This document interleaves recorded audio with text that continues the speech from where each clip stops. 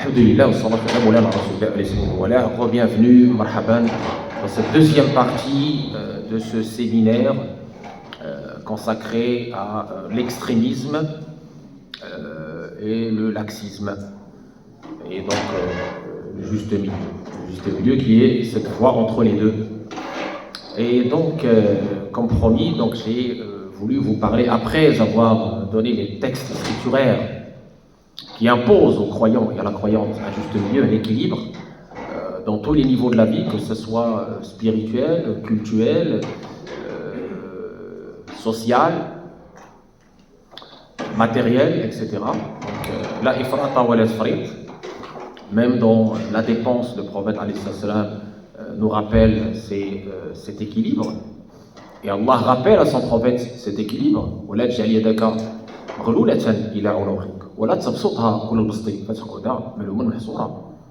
Allah rappelle à son prophète et à travers lui, à nous tous, cette nécessité d'équilibre même dans la dépense, sans excès et sans négligence.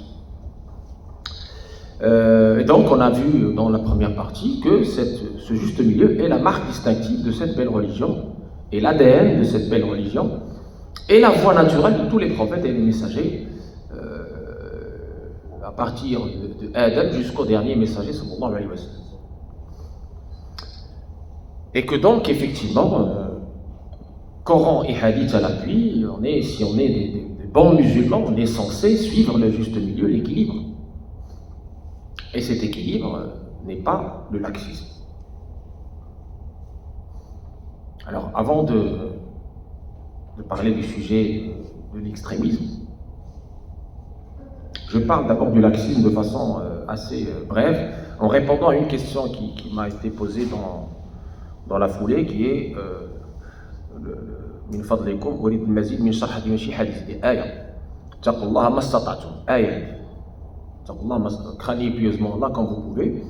Ce verset a été utilisé dans plusieurs circonstances, par exemple dans la question du masque, sur le pansement, sur la blessure, par exemple dans la question de la dérogation de prier assis quand on ne peut pas prier debout, par exemple dans la question du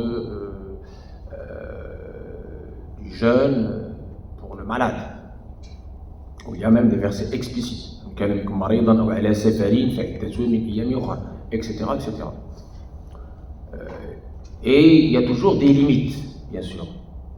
Je donne un exemple pour que ce soit très clair. Vous êtes là, assis sur cette table, et quelqu'un veut, je sais pas, faire Doha. C'est bien Doha. Hein, c'est l'aumône de vos 360 articulations, on a déjà vu. Bon, très bien, c'est bien Doha. Donc il s'est dit, j'ai la flemme. Hein, j'ai pas envie de me lever faire les ablutions, j'ai la flemme. Il y a la table, je fais comme ça, et je fais la prière comme ça. Non. Ça, c'est du laxisme.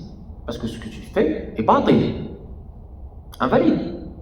C'est invalide. Pourquoi c'est invalide? Parce que tu as l'eau, et tu as la capacité d'utiliser l'eau, de 1, et de 2, tu ne peux pas faire taïmoum sur cette table, parce que c'est pas ça est taillé. D'accord? Donc, tout ça est invalide. C'est pas l'usr, ça.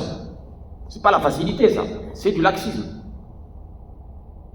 C'est soit de l'ignorance de ta religion, soit du je m'en foutisme. D'accord? C'est un exemple de l'ibadat. L'ibadat, nos imams étaient très clairs là-dessus. On ne peut pas inventer des choses. Le tayammum, la pollution sèche, elle a des conditions. D'accord? La prière assise, elle a des conditions. Les situations exceptionnelles, ça doit être des situations exceptionnelles, reconnues comme telles. La contrainte, darura, quand on dit darura tubihul mahdurat, la contrainte lève l'interdit, ça doit être une vraie contrainte. C'est pas juste j'ai la flemme, je me suis levé du mauvais pied. Non, ça c'est pas une contrainte, ça. D'accord? Je donne l'exemple là, la fameuse fatwa de Cheikh Al-Qardawi qui autorise le crédit à intérêt pour la résidence principale sous plusieurs conditions, bah, ça devient maintenant un prétexte pour faire tout et n'importe quoi. D'accord ou pas d'accord? C'est pas évident. Tout le monde maintenant, on dit, ah bah tiens, moi j'ai une web, non mais je fais ça. Mais non, c'est pas ça.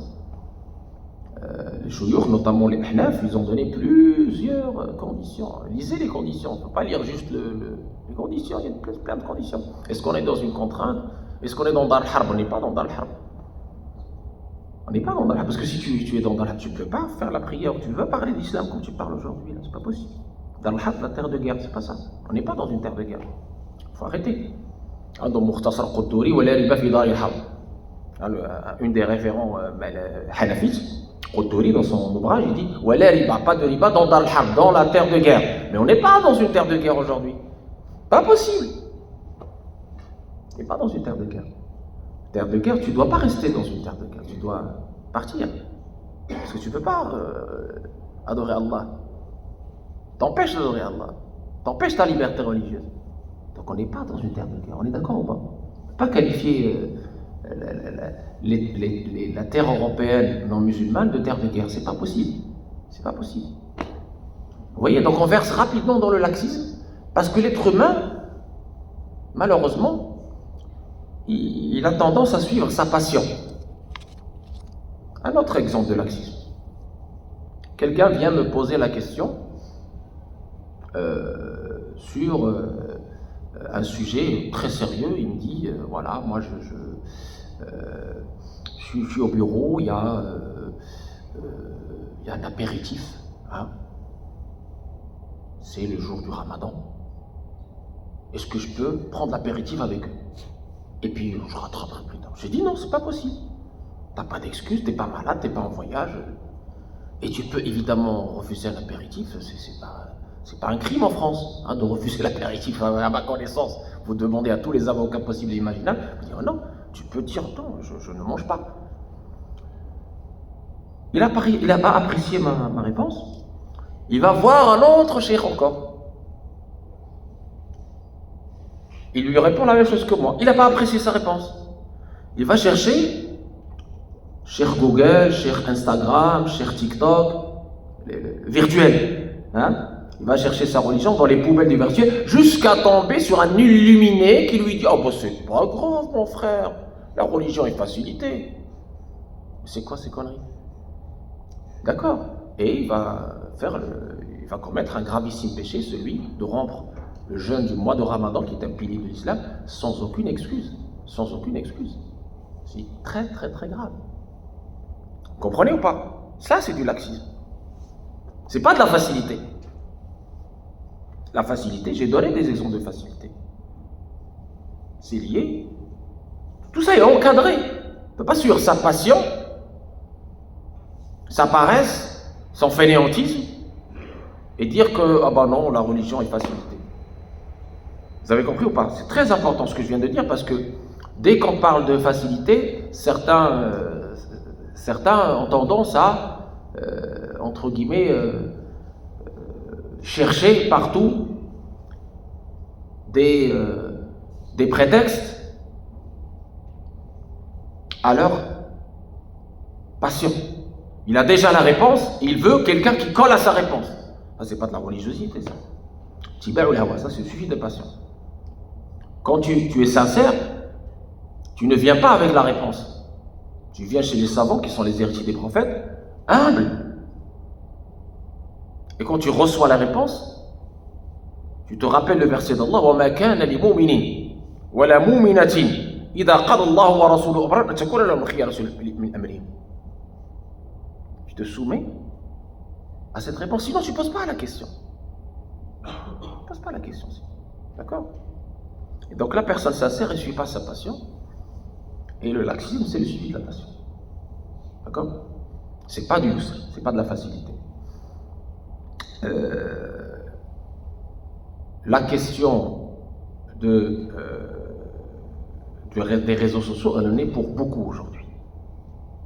Que ce soit dans le laxisme ou dans l'extrémisme. Parce qu'on n'écoute plus les héritiers des prophètes. On On est dans le fast-food. On est dans la consommation aveugle. Fast-food, c'est-à-dire je cherche la rapidité. Je suis sur mon canapé et hop, je tape et je cherche la réponse. La qualité de la réponse m'importe peu. Ce qui m'importe, c'est la rapidité. C'est ça le principe fast-food dans la fatwa. Le principe consommation dans la fatwa, c'est je fais un islam à la carte. Comme si je suis dans un supermarché, je choisis ça, et ça je prends pas, et ça c'est parce que c'est... C'est ça le fameux laxisme dont je parle. Tabiyyun. Ou l'imma'. Tu suis le mouvement, bah, il y a ça, je prends ça, je fais... Oh bah ça oui, ils ont dit ça, bah, je prends ça aussi, ça me va, ça. Et tu fais ta petite religiosité sur mesure, hein. Tu les... La dernière fois, ce que j'ai vu, c'était incroyable. Hein. Il est avec la djellaba, d'accord, et la mama, et une bouteille d'alcool. Cherchez les... c'est quoi ça? Non, mais ils ont dit, si je suis pas saoul, c'est pas grave. Mais non, Allah a interdit l'alcool. Mais ce qu'elle a dit, haram, même un tout petit peu, c'est haram. Tu ne peux pas négocier avec ça. Pas choisir ce que tu veux, je choisis ça, c'est pas comme ça. Choisis djellaba, mais djellaba c'est culturel, c'est même pas religieux. C'est un habit parmi d'autres habits. Djellaba ça, tu y tiens. Et commettre un gravissime péché, ça, non, c'est pas grave. Vous voyez, on a des priorités parfois qui ne sont pas les bonnes. Qui ne sont pas les bonnes, et évidemment, soit par méconnaissance, soit par passion. On suit nos passions. Bon. Ça, j'espère que c'est compris. Donc, taqullah masata'tum, ça ne veut pas dire, ça y est, c'est une crainte d'Allah à la carte. Une religiosité à la carte. Là, je crains Allah, et là, je ne crains pas Allah. Là, je suis la religion, là, je ne suis pas l'autre. Non, c'est pas possible. D'accord? Ça doit rester dans ce cadre strict de la bonne religiosité, de la sincérité, de la véracité et de la recherche de la satisfaction d'Allah. Tu n'as pas besoin de moi, tu n'as pas besoin des autres. Tu fais pour Allah, Allah t'observe en tout temps et en tout lieu. C'est ça la vraie taqwa. Taqullah masata'tum. Et quand ça dépasse ce que je peux faire, Allah ghali. C'est pour ça qu'Allah a dit فَمَنِ اضْطُرَّ غَيْرَ بَاغٍ وَلَا عَادٍ فَلَا إِثْمَ عَلَيْهِ. Et celui qui est soumis à une contrainte sans que ce soit sa passion, sans que ce soit un excès, eh bien Allah est pardonneur et miséricordieux. C'est ce qui s'est passé avec un compagnon qui était forcé, on était en train de le torturer pour prononcer les mots du shirk. Et un verset coranique a été révélé à son propos. Parce qu'il est venu triste chez le prophète. Il a dit, j'ai prononcé ce qu'ils ont souhaité que je prononce. Illa man ukriha. Allah a révélé à son propos et à propos des gens qui sont comme lui dans la contrainte. Illa man ukriha. Wa qalbuhu mutma'innun bil iman. Sans celui qui a été sous la contrainte alors que son cœur est apaisé par la foi. Et le prophète lui dit à Ammar, écoute, s'ils reviennent, tu reviens. C'est-à-dire, s'ils reviennent à te torturer, redis ce qu'ils ont envie d'entendre. Et Allah, il t'a déjà pardonné. Parce que c'est une contrainte. Là, c'est la contrainte. C'est la torture. On découpait les gens en morceaux, subhanallah. C'était incroyable. Là, c'est une contrainte. Il devait sauver sa vie parce que la vie est sacrée. Elle fait partie des 5 objectifs nobles de la religion. Hifdhun nafs. D'accord?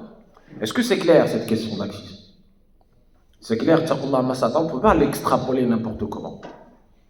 Craignez pieusement Allah comme vous pouvez, on peut pas, c'est un verset coranique, on ne peut pas extrapoler selon nos passions. Il faut toujours revenir au savant pour connaître les limites, et la contrainte, et darura, la nécessité, et là, sa mesure, et son contexte, et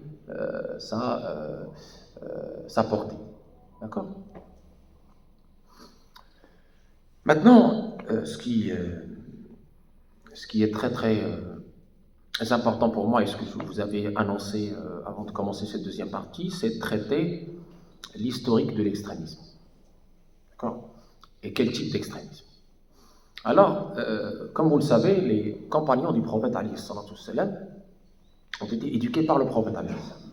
Donc quand il y avait quelque chose qui n'était pas clair, le prophète alayhi salam l'expliquait. Quand il y avait un comportement déviant, le prophète alayhi salam le redressait. Par exemple, quand Allah a révélé le verset coranique وَكُلُوا وَاشْرَبُوا حَتَّى يَتَبَيَّنَ لَكُمُ الْخَيْطُ الْأَبْيَضُ مِنَ الْخَيْطِ الْأَسْوَدِ. Ça s'arrête là. Et mangez et buvez jusqu'à ce que apparaisse pour vous, se distingue pour vous, se discerne pour vous le fil blanc du fil noir. Il y a un compagnon qui a pris ça à la lettre, il a pris un fil noir, un fil blanc, il a mis sous... et il attend que se distingue. Le professeur il dit non. Et c'est là où a été révélé min al-fajr, de l'homme. C'est pas comme ça, c'est juste une allusion. Attention, dans le Coran, il y a des allusions, isti'arat, majazat. La langue arabe est riche. Il y a une allusion, il y a une interprétation à faire. Le prophète a montré à ce compagnon et à travers lui, nous, que le Coran admet aussi ce qu'on appelle ta'wil, ce qu'on appelle l'interprétation, ce qu'on appelle la subtilité, ce qu'on appelle ce qu'il y a derrière le mot, comme allusion, comme subtilité. D'accord? Ça, c'est très important. Et on a les versets équivoques, mutashabihat, par rapport auxquels Allah tabaraka wa ta'ala nous dit هو الذي أنزل عليك الكتاب منه آيات محكمات هن أم الكتاب. C'est lui qui t'a révélé ce livre avec des versets muhkamat, immuables, explicites, clairs. وأخر متشابهات, et d'autres équivoques. C'est Allah qui nous parle dans le début de Surat Al-Imran. أما الذين في قلوبهم زيغ فيتبعون ما تشابه منه ابتغاء الفتنة وابتغاء تأويله. Ceux qui ont dans leur cœur une errance, on y revient, ça c'est l'extrémisme, la déviance, eh bien suivent ce qui est équivoque. Ils délaissent ce qui est immuable, explicite, et suivent ce qui est équivoque, mutashabih. فيتبعون ما تشابه منه ابتغاء الفتنة, pour chercher la fitna. On le voit maintenant dans les réseaux, subhanallah, le verset, il est actuel. Comme si, c'est là, devant vous, ça se passe devant vous. Aujourd'hui, sur les réseaux, c'est ce qu'on voit tous les jours. Cherche la fitna, la petite bête, la chicanerie. Et son interprétation. Or, ne connaît son interprétation. Que Allah. Alors, il y a deux écoles.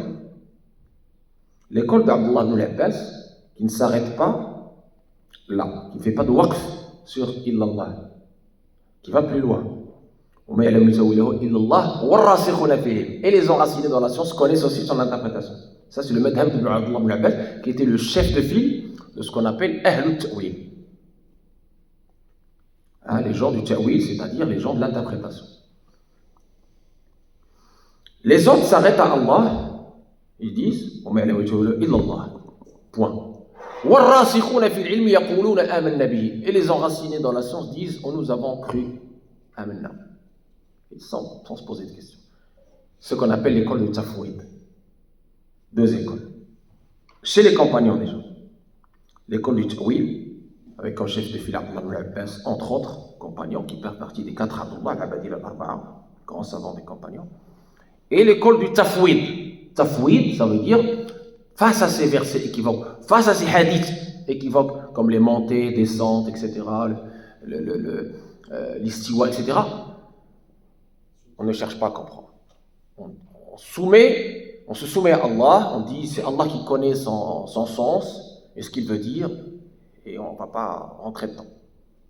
On se remet à Allah. On reconnaît notre incapacité, notre faiblesse à démystifier tous les secrets, à dévoiler tous les secrets, à comprendre tout. On se remet à Allah dans son interprétation. Tafwid, on appelle ça tafwid. Donc deux écoles qui sont nées à l'époque. Donc première école, Mohammedienne. On n'a pas attendu pour avoir ces deux écoles. Ces deux écoles étaient là déjà. C'est ce que ne sait pas beaucoup de gens. Et ces deux écoles sont aussi les écoles du juste milieu. Parce que Ta'wil ne peut pas faire fi de Ta'wil. Je vais vous donner une petite anecdote qui s'est passée avec un de nos chouyours. Je l'ai raconté plusieurs fois et تكرار يفيد الاستقرار وفي الإعادة إفادة. Donc il était au haram, il a assisté à un cours d'un certain cheikh très connu qui disait devant tout le monde, au haram, hein, mosquée sacrée de la Mecque, il disait on n'a pas le droit de faire théorie. L'interprétation c'est une hérésie. On n'a pas le droit de faire théorie. Donc il a laissé jusqu'à la fin, il lève la main, il pose la question. Il dit cheikh, j'ai une question. Celui qui pose la question, c'est un grand cheikh. Qui était Muhaddith Zamani, un grand Muhaddith de son époque, qu'on appelait Bukhari Zamani, le Bukhari de son temps.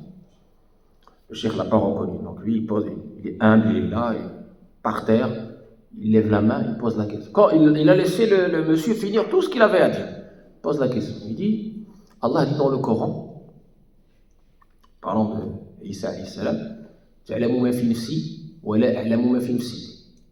Tu connais ce qui est dans mon âme et je ne connais pas ce qui est dans ton nafs. Bon, je ne vais pas la traduire, je fais exprès. Dans un autre verset, Allah dit kullu nafsin dha'iqatul maut. Toute âme goûtera à la mort. Cheikh, si on n'interprète pas, ça veut dire quoi? Vous avez compris ou pas? Ça veut dire que ça veut dire Allah il a nafs. Selon ce verset, si on ne fait pas d'interprétation, Allah il a nafs.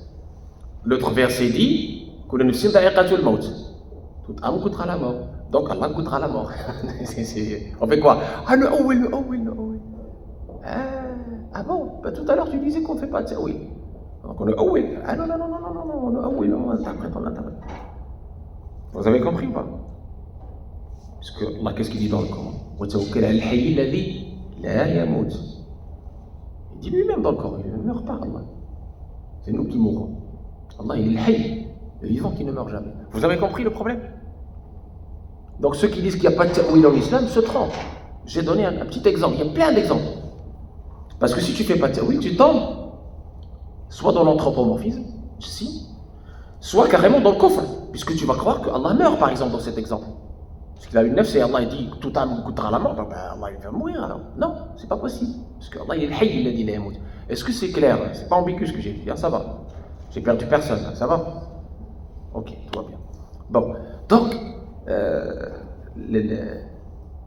l'attitude claire du juste milieu de l'islam, elle est dans les deux écoles.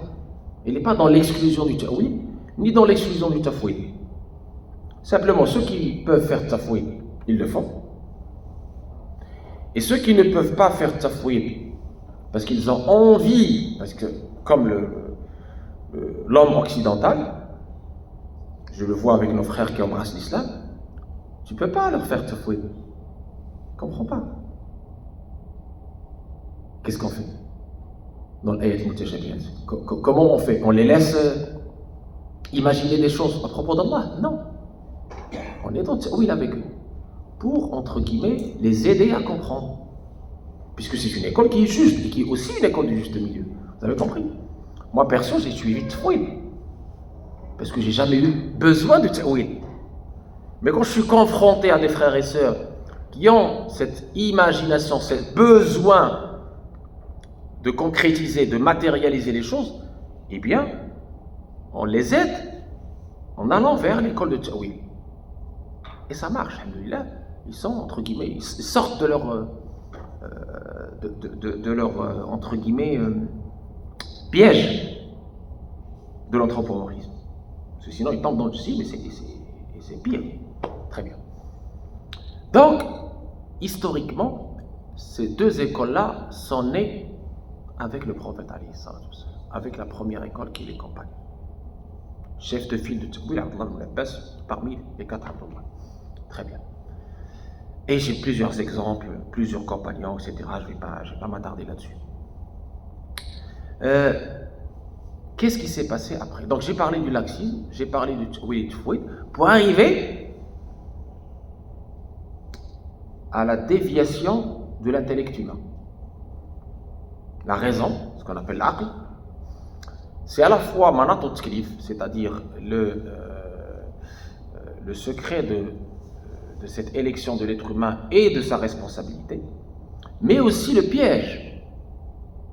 Si tu donnes à ce aql, d'abord en arabe, l'aql, qui veut dire quelque chose qui est attaché. Aqal shay'a yaqiluhu, il l'a attaché à quelque chose. L'aql, c'est notre outil, si vous voulez, pour se repérer, pour ne pas se perdre.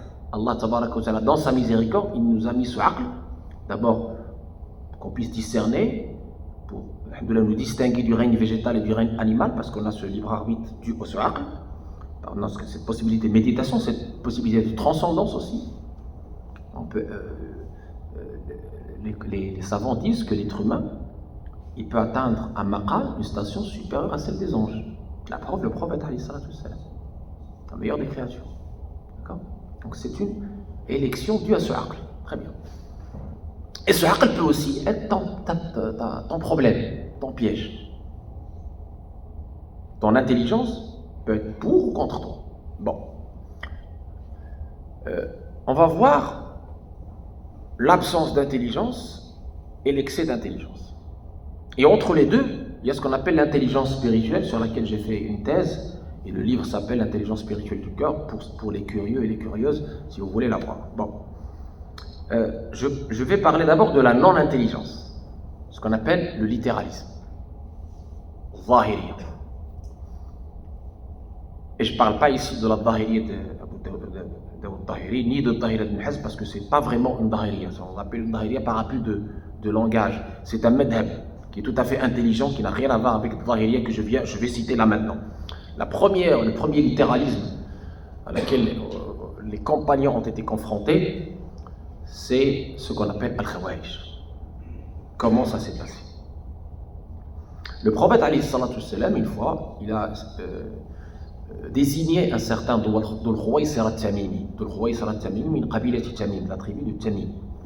Il a dit, bon, cette personne-là est venue le voir et dit, Mohammed, sois juste, donne-moi ça, sois rude, vulgaire. Il dit, mais si je ne suis pas juste, qui peut être juste? Jibril me fait confiance à travers les 7 cieux. Et toi, tu me dis, sois juste, distribue équitablement. J'ai distribué équitablement. Khalid ibn Walid le regarde et il dit au prophète, donne-moi l'autorisation, je vais le... Non, tu vas rien faire.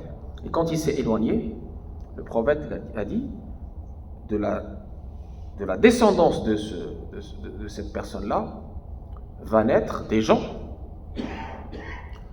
qui auront appris le Coran par cœur.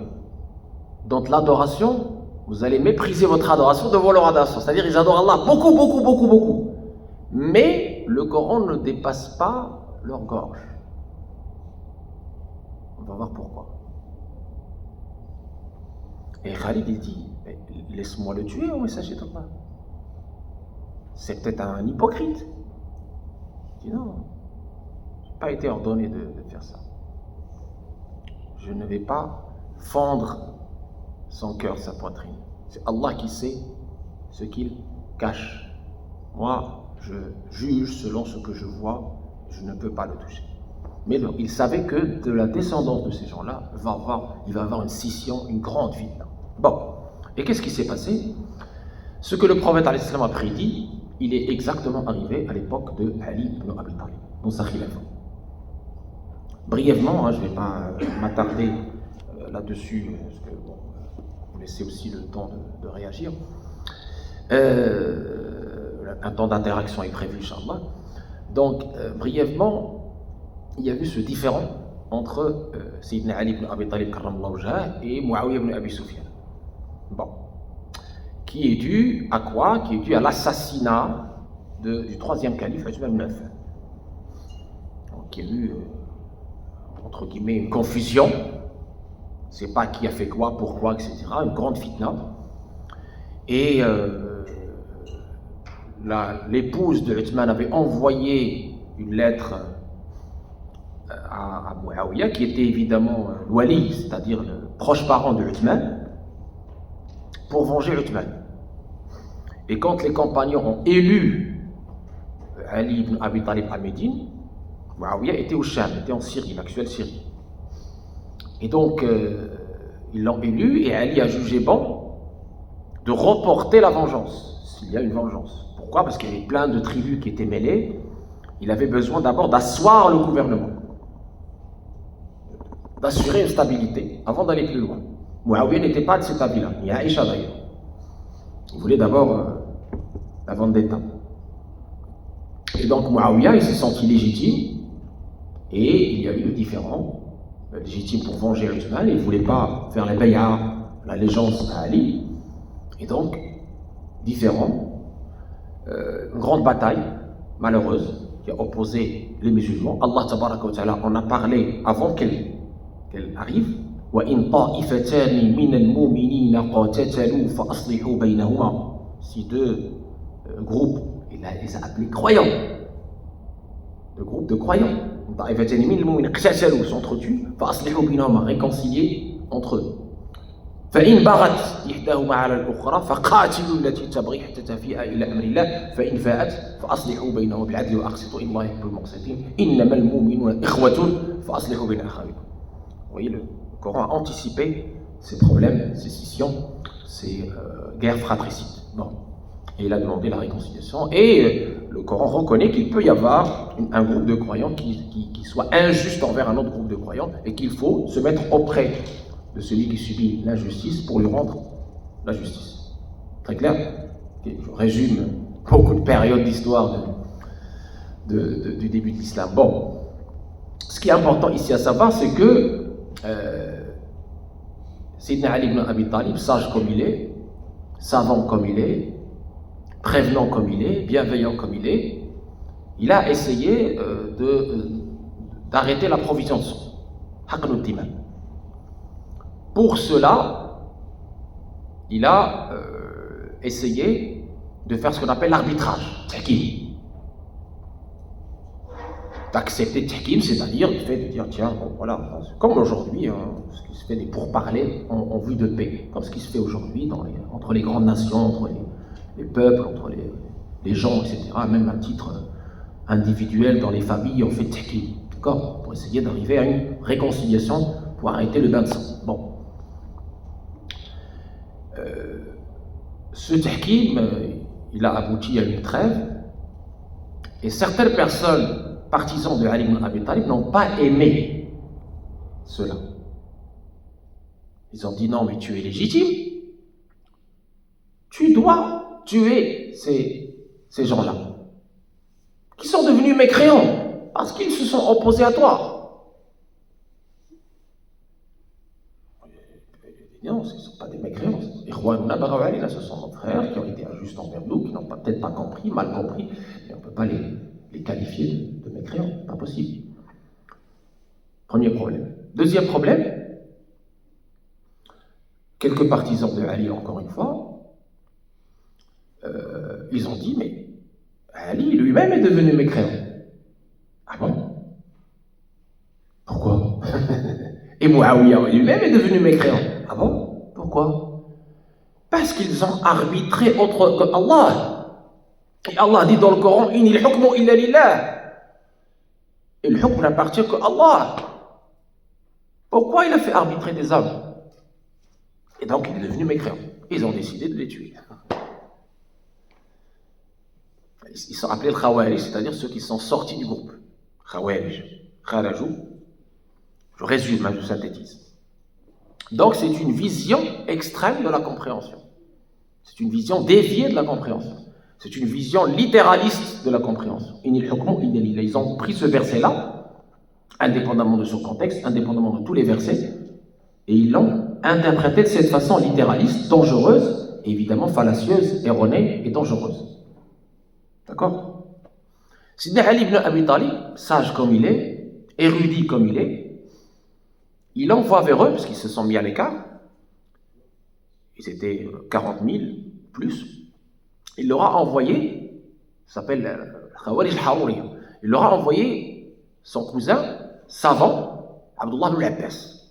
Abdullah, le prophète avait fait un doua pour lui, Allahumma faqihu fi din wa 'allimhu at-tawil. Oh Allah, on a parlé tout à l'heure, on a dit qu'est-ce qu'il était, le chef de file de l'école de Tawil.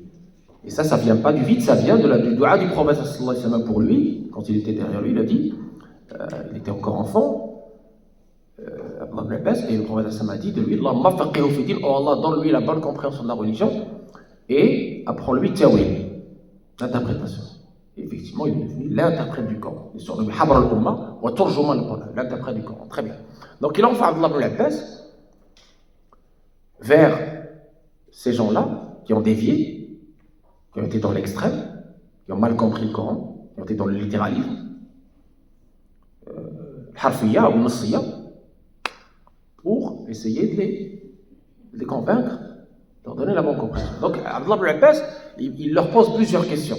Très sage, il leur dit, écoutez, je ne vais pas traduire toutes les questions, tout le dialogue qui a été entre Abdullah ibn Abbas, mais une question qui va avec ce qu'on est en train de dire maintenant, il leur dit, ben, écoutez, vous avez prétendu que Ali est kafir en interprétant le verset coranique, Inil hukmu illa lillah.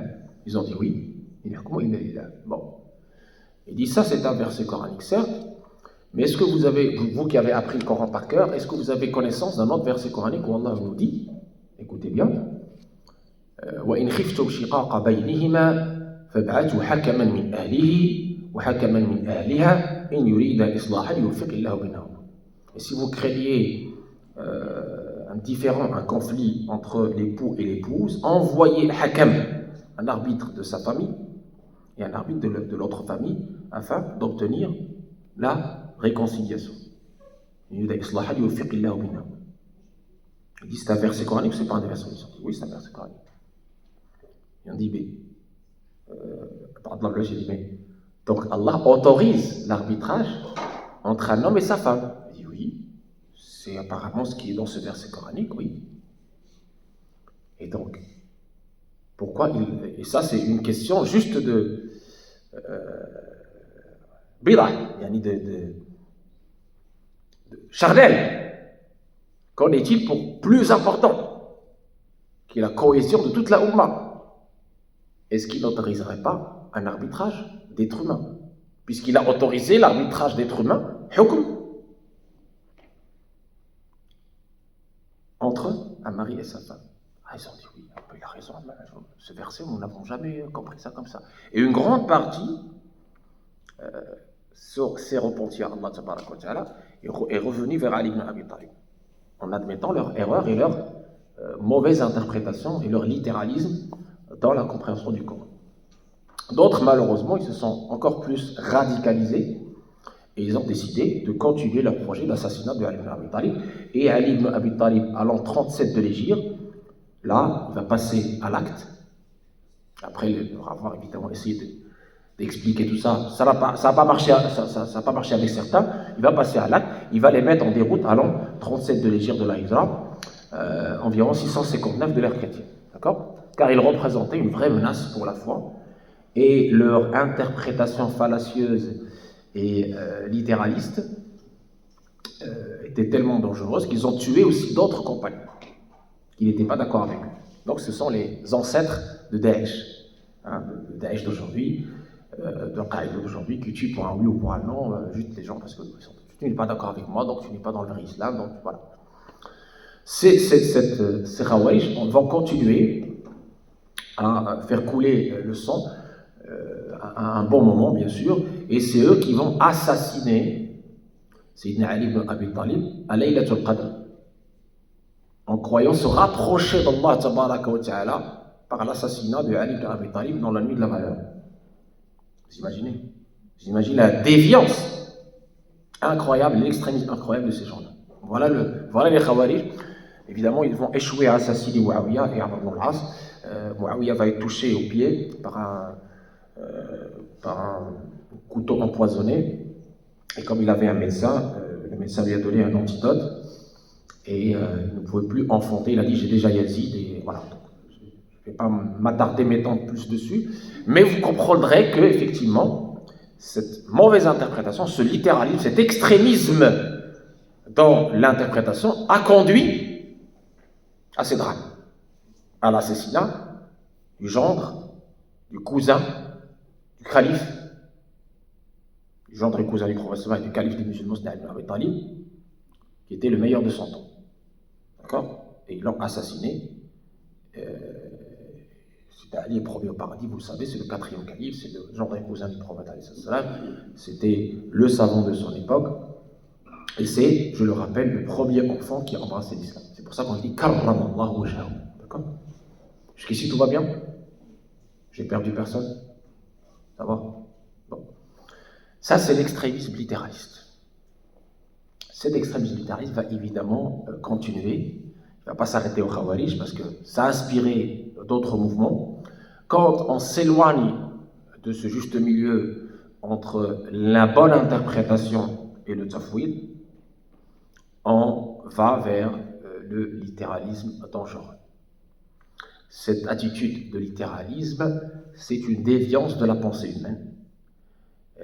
C'est une dérive sectaire qui souvent est motivée par un pouvoir.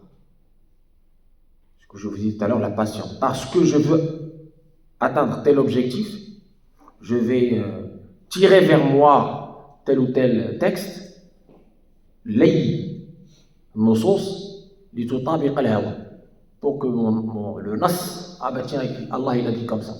D'accord? Non, mais regardez le verset du Coran. Tuez-les là où vous les trouvez. Ah, c'est un verset du Coran, mon frère. Qu'est-ce que tu veux? Tu cherches encore? Tu ne veux pas suivre le Coran? Ah, le Coran il te dit tuez-les. Tuez-les là où vous les trouvez. On a entendu ça. C'est très grave. C'est un verset qui a un contexte. Siyaq. Si tu fais fi de son siyaq, tu deviens assassin. Tu commets un crime très grave. Tuez-les là où vous les trouvez. Waouh! C'est quoi ça? Mais c'est un verset du Coran, mon frère. Allah te dit ça. J'ai une fois, on avait quelqu'un pas très loin de chez moi. Bon, on l'a arrêté, mais après quoi? Après qu'il ait fait beaucoup de dégâts chez les jeunes. Un de mes élèves a fait le jouboua chez lui. Il était en train d'expliquer وَضْرِبُوا فَوْقَ الْأَعْنَاقِ وَضْرِبُوا مِنْهُمْ كُلَّ بَنَانٍ. Ya salam. Et frapper au-dessus du coude et frapper كُلَّ بَنَانٍ, c'est pas la banane, hein. Il faut vraiment les prendre. Il expliquait et les jeunes suivaient. Parce qu'il avait une grosse barbe et une voix haineuse et un terrible ascendant, une terrible emprise. Ben, les gens, aveuglement suivis. Il s'en est suivi des massacres, des drames. Vous comprenez le problème du littéralisme? Chaque verset, chaque hadith, il a un contexte. Le texte, il a un contexte. On ne peut pas l'extraire de son contexte. D'accord? Chaque verset, chaque hadith, il a des statuts. Il peut être muhkam mutashabih, comme on a vu tout à l'heure. Il peut être nasikh mansoukh, abrogé, abrogeant. Il peut être muqayyad, spécifique à une situation, comme les versets de la Surah 9. Surah 9 qui d'ailleurs a été révélée sans, au nom d'Allah, le clément miséricordieux, sans la basmala. D'accord? Bara'atu, ça s'appelle aussi Bara'a, Tawba, Bara'a. Bon. Et on s'adresse à une certaine population qui a rompu les engagements avec le prophète. C'est pas extrapolable. Donc si tu ne connais pas quel est le muqayyad, le spécifique, et qu'est-ce qui est étendu mutlaq, ben, tu ne peux pas comprendre. Que ce soit dans le Coran, que ce soit dans la Sunna. Il y a des statuts, il y a une science. Ça s'appelle la science du tafsir, l'exégèse. C'est pas pour rien que des savants ont écrit des livres. Pour nous faire... Parce que nous, on nous a rapporté des textes. Mais il faut aussi rapporter le contexte de ces textes. D'accord? Les gens qui étaient en face du prophète, alayhi salatu wassalam. Toi, tu n'étais pas en face du prophète, alayhi salatu wassalam. D'accord? Qu'est-ce qui s'est passé autour du prophète, alayhi salatu wassalam, pour que ce texte soit révélé? Ou pour que ce hadith soit dit? Tu ne sais pas. Si tu ne sais pas, et tu rapportes sans savoir, tu trahis le prophète, alayhi salatu wassalam. Tu mens sur le prophète, alayhi salatu wassalam. Et celui qui ment sur moi, nous dit le prophète volontairement, il s'attend à sa place en enfer. C'est un hadith rigoureusement authentique, mutawatir. Vous comprenez le problème ou pas? Donc, si tu n'as pas le contexte, tais-toi. Va demander aux savants qui ont le contexte. C'est ça la voie du juste milieu, c'est savoir poser la question. Ne pas agir selon ma passion et selon ma petite compréhension qui est évidemment injuste, erronée, fallacieuse, incomplète, parce que je n'ai pas tout ce qui tourne autour des hadiths ou tout ce qui tourne autour de ce verset. Je donne un exemple très simple. Sidna Omar al-Khattab, alors, le grand parmi les grands, le Qurashi, l'arabe, qui maîtrise l'arabe à la perfection. Quand il y a eu les versets que vous avez appris tous, qu'on apprend à nos enfants, eh bien, il va poser la question à Abdullah ibn Abbas. Il dit, qu'est-ce que Allah veut dire par ces versets? Et tu te dis, mais Omar ibn Khattab, pourquoi il fait ça? C'est de l'arabe. Quand la victoire d'Allah arrive, c'est clair. En arabe, c'est clair. Pourquoi il va prendre la peine d'aller demander à un petit jeune comme Abdullah ibn Abbas, alors qu'il est le Qurashi qui maîtrise l'arabe à la perfection, le Pharaon qui a été promis au paradis? Et Abdullah ibn Abbas doit répondre, هذا نعي رسول الله صلى الله عليه وسلم. Ce verset-là annonce la mort prochaine du prophète. Et Omar commence à pleurer. Il n'a pas compris ça. Il a dit à Quraysh, vous voyez, les versets d'Allah, on ne les comprend pas selon juste la langue arabe. Il y a toute une science que seuls les savants maîtrisent. C'est très important. Donc on ne peut pas s'aventurer en essayant de comprendre le texte d'Allah. Le texte d'Allah, ce n'est pas un texte humain, ce n'est pas les humains qui ont dit ça. Donc, faites très attention à ce point qui, malheureusement, va conduire beaucoup de gens vers l'extrémisme. Au nom du texte. C'est ça qui est dangereux dans cet extrémisme, c'est qu'il se place, il dit, moi c'est au nom d'Allah que je fais ça. D'accord? Je vous donne des exemples, parce que les hikayat khir min tabir ou les hikayat sur l'iradat. J'avais un frère imam qui était à Msrata en Libye. Et il y avait un jour extraordinairement terrible quand Daesh est rentré en Libye, dans le chaos qui a suivi l'assassinat de Muammar al-Kadhafi. Il y a eu évidemment un chaos terrible et Daesh est arrivé à rentrer dans les mosquées. Et Daesh avait une liste de questions, ce qu'ils appellent l'imtihan, l'examen, le aqida. Pourquoi ils font ça, je ne sais pas. Et dans ces questions-là, ils sont rentrés dans la grande mosquée de Salata, où était mon ami qui était imam, jeune imam, avec son cheikh. Ils ont commencé par son cheikh. Ils lui ont posé la question. Donc, la première question, où est Allah?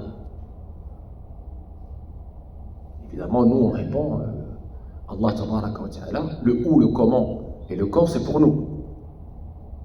Allah échappe au où, échappe au quand, échappe au comment. Puisqu'il dit dans le Coran, rien ne lui ressemble. C'est lui qui a créé le où. C'est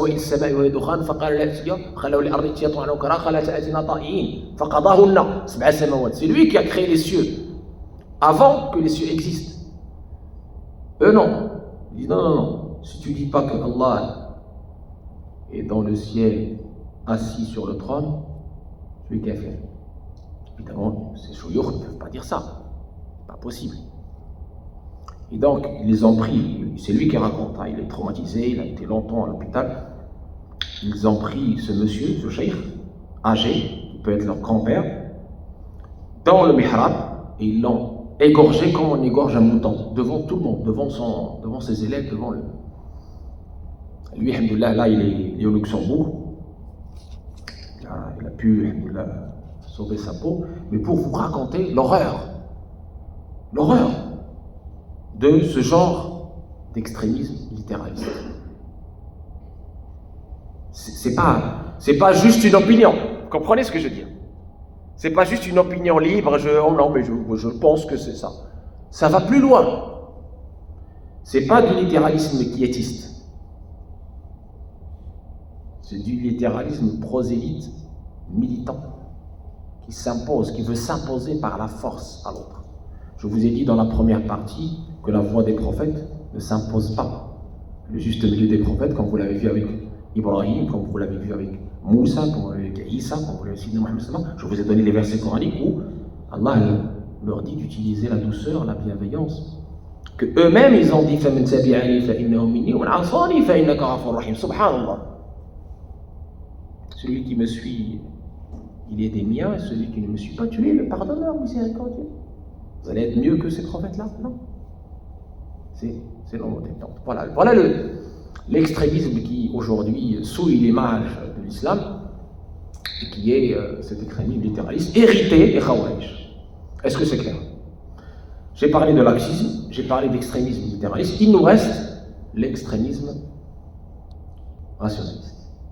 Lui aussi, il a une histoire. Je ne vais pas la raconter en entier parce que sinon on va rester là pendant des heures, mais alhamdoulilah, Allah tabaraka wa ta'ala, dans le Coran, il nous rappelle que le aql est un bienfait d'Allah. Pour méditer sur ces ayats, sur ces signes, les signes qui sont en nous, les signes textuels, les signes cosmiques. Très bien. Mais ce aql, il doit être cadré. Il a des limites. On doit garder l'humilité. Ce aql, il est créé par Allah. Comment une créature qui est l'aql, l'intelligence, peut cerner les mystères du créateur qui l'a créé? Il faut rester là. Oui, à l'utilisation du aql en islam. Oui, le aql a été mis en avant par le Coran, cette raison, cette intelligence, notamment l'intelligence spirituelle, la sagacité, le basira, pour aller au-delà de la matière, pour réfléchir long terme. Oui, on nous a demandé de méditer. Oui, on nous a demandé d'aller loin dans la science. D'ailleurs, le premier verset qui a été révélé au prophète, c'est Iqra. Mais attention à une utilisation abusive du aql, à l'excès dans l'utilisation du aql. Il a lui donné un grade, une station qu'il n'a pas. Il reste un outil, mais ce n'est pas une divinité. Dans l'extension, l'expansion du monde musulman, au 1er siècle, tout ça c'est ancien, c'est pas nouveau. Le monde musulman, il s'est confronté aux philosophies étrangères à l'islam, notamment la philosophie gréco-romaine, la philosophie perse et la philosophie hindouiste. Les savants musulmans, évidemment, ont développé Ilm al-Kalam suite à ces confrontations. Donc Ilm al-Kalam, ce n'est pas une hérésie, au contraire, c'est une science noble. Cette théologie, c'est une science noble qui avait un rôle bien précis et qui avait une légitimité qui s'impose dans le contexte de cette expansion du monde musulman et de son ouverture vers d'autres horizons, vers d'autres cultures, vers d'autres philosophies. Très bien. Parmi les échecs de cette expansion, c'est la rencontre à Damas avec un personnage qui s'appelle Yohanna Dimashqi, Jean le Damasien. Yohanna Dimashqi, quand il a vu que c'est devenu, voilà, que les musulmans sont là, quoi, que les Romains ont été vaincus, que ça y est, Damas est devenu musulmane. Il y a plus de musulmans, il y a plus de, voilà, il y a des mosquées à côté des églises, bien sûr, mais il y a des mosquées. Ça l'a dérangé. Il a dit, comme on ne peut pas les vaincre par les armes, eh bien, on va leur mettre des ambiguïtés dans leur religion. D'accord? Et qu'est-ce qu'il a dit? Lui, il avait très bien lu le Coran.